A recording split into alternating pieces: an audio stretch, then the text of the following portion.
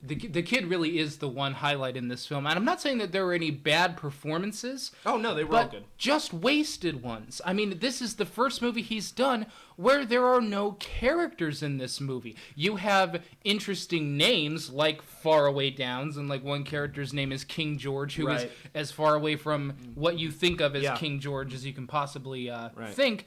But the kid really is the only thing that I was able to be invested in when they dealt with him. That kid, whoever played that kid, is a real delight. Yes, he is. And I hope he goes somewhere in his career. He probably will. The other thing is the kid was really the only character in this film that wasn't one-dimensional. That's especially Hugh Jackman.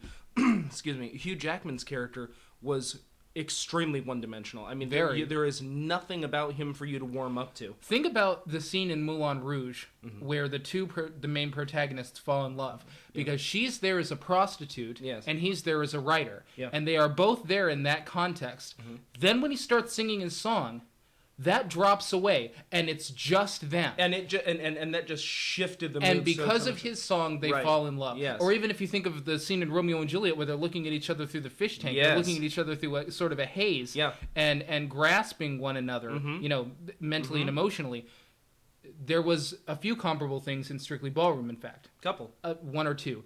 There's none of that here. No, it's the romance is, again, pedestrian, and it's so stock. And forced. And forced. I mean, of course, I knew from the second that they started bickering with one another that they were going to get together eventually. It's that phrase, of course, that I kept on thinking to myself throughout the entirety of the film. Yeah. How many fake lefts did we get in this film with regard to, are these people dead or not? Right. We were supposed to think they were dead about 5 times in the whole film, and we know they're not dead. Right. No one dies unless we actually see them die on screen. If they fade out and we don't know what happened to them and someone says they're dead, they're not dead. Yes. And no one is stupid enough to think that they are dead. And the thing is, Luhrmann has done those things, similar things, in his other films. Yeah. But those films are part of the Red Curtain trilogy. The interesting thing about Luhrmann is, Luhrmann never does anything new. What he does is he takes something old and he puts a new slant on it. Right. So that when you're looking at something even familiar and you're getting the visual cues, like we know the Duke is the bad guy because he looks like Snidely Whiplash. Yes. When in fact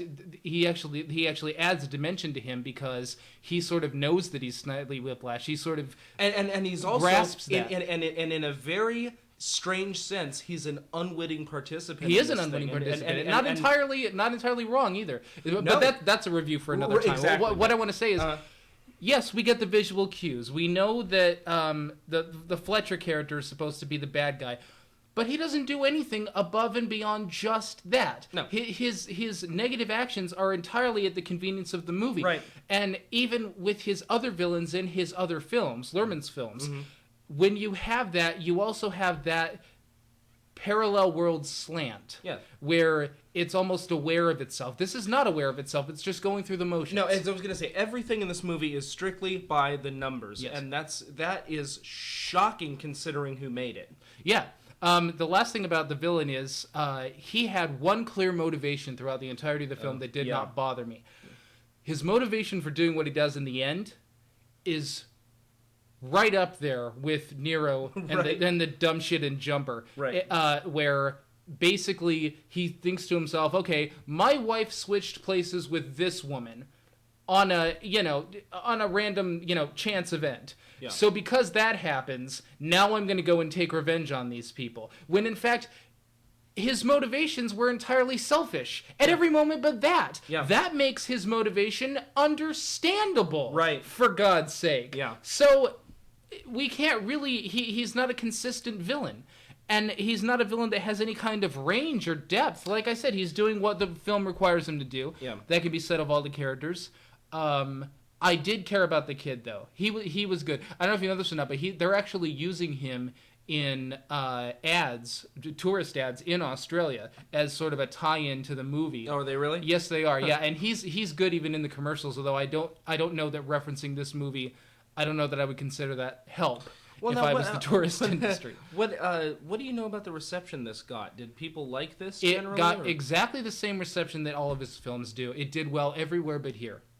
It did well in Australia. His films never do well in America. Right. He had one hit here, which was Romeo and Juliet. Yeah. And every other film, they don't tank, but they don't do nearly well. They don't do, and they, particularly in the case of Moulin Rouge, gets completely overlooked at the Oscars. Yeah, that was a real shame. Mm-hmm.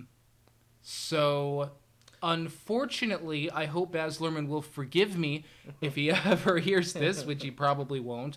But I cannot in good conscience call this a good movie. It wasn't a good movie. No. There were pieces that might have been good if they'd been able to tighten it up. And I'll tell you, the only part of this film that really got my attention was the way the stampede resolved. Yes. Because I had never seen a stampede resolve that way before. And there kind of a hush went over me when that happened. And where was that in the rest of the movie? I know. mean, in Luhrmann's films, you get that pretty consistently, and that was really it. It was the only part of the film that I found amazing. Yeah, what they should have done was they should have made this. They should have focused on Hugh Jackman and Nicole Kidman's characters, have them warm up to each other and get together and sort of form a family with the kid. That's sort of what that should have been really kind of the focus of Either this. that or just make it the kid's story. They're trying to do 100 different things with this. Yeah. And it's just not working out. Yeah. I think I suppose this is supposed to be the kid's story. He's the narrator. He's the one who's telling this. But that's inconsistent throughout the film. I never know whose story this is supposed to be and when. Right. The cinematography and the way this film is directed is up to Baz Luhrmann's standards. Yeah. They are wonderful. Yes. Even just the landscape. What I like about the way he does things is, like, even in the outdoor scenes when you have trees, they look like set pieces for a play. They don't look like they're for a movie. Yeah. I like that. It sort of gives us a distance.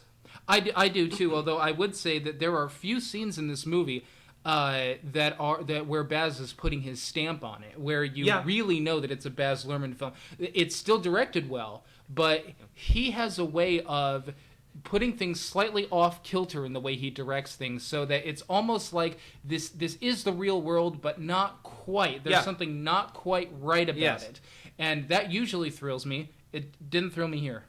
No, me neither. Me neither. Unfortunately, I do have to give a bad ruling. If I wasn't clouded by personal bias because he is my favorite writer and he is my favorite director, I would probably be harsher on this film than I actually am now.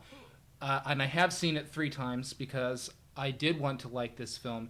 But in the 3 times that I've seen it, 2 by myself and 1 with you, I cannot think of a good reason to tell people to see this movie. No. I mean, honestly, maybe you can tell me. Why watch this movie? Exactly. I can't think of anything. Exactly. I can't think of a reason either. I didn't like it. I didn't like it either. So that's how we felt about Australia. Have a good one.